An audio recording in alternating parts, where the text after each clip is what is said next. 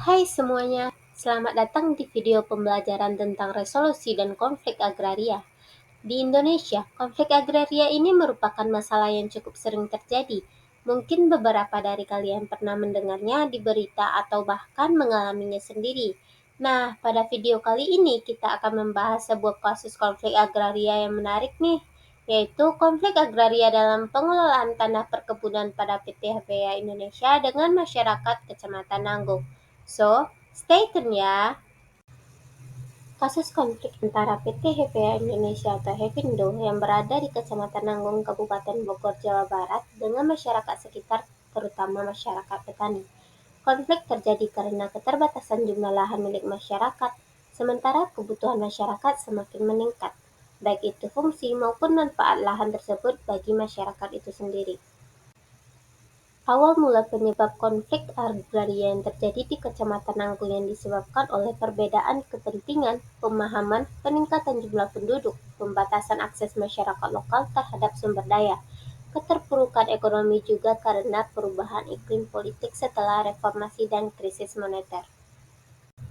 Adanya kepentingan politik salah satu pihak menyebabkan pihak lain merasakan kerugian sehingga terjadinya konflik. Dan jika terjadinya konflik seperti di Kecamatan Nanggung ini harus dihentikan dengan upaya penyelesaian atau resolusi untuk mencegah hal tersebut berlarut-larut. Eskalasi konflik agraria pada sektor perkebunan ada potensi kecenderungan eskalasi konflik atau potensi kerusuhan pada proyek yang dijalankan perusahaan perkebunan ini. Adapun keterkaitan resolusi konflik agraria dengan amanat pembangunan berkelanjutan dan pembangunan pertanian, yaitu dengan adanya resolusi yang dilakukan akan memberikan dampak pada ekonomi, sosial, dan ekologi karena resolusi konflik memberikan penanggulangan terhadap kemiskinan, pemerataan, dan kelestarian nilai budaya.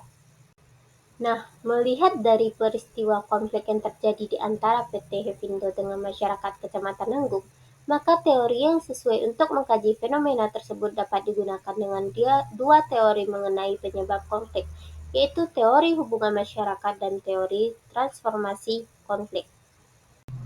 Adapun bentuk perlawanan dari masyarakat yaitu aksi unjuk rasa pada tanggal 22 April 2013 oleh Amanat bersama para petani di depan gedung DPRD dan pemerintahan Kabupaten Bogor.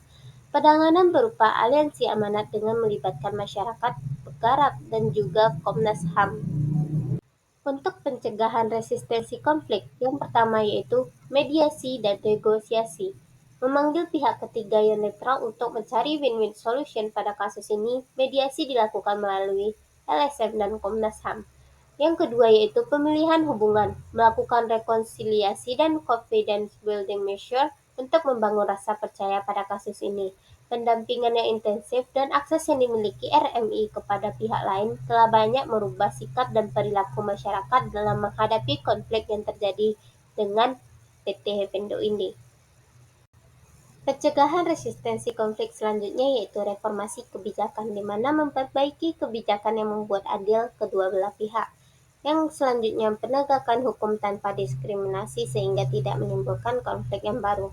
Dan yang terakhir yaitu pemberdayaan kelompok rentan agar tidak selalu tertindas. Demikianlah informasi tentang konflik agraria di PT Hepindo ini. Semoga video ini dapat membantu meningkatkan pemahaman publik tentang permasalahan agraria di Indonesia. Sekian dan terima kasih.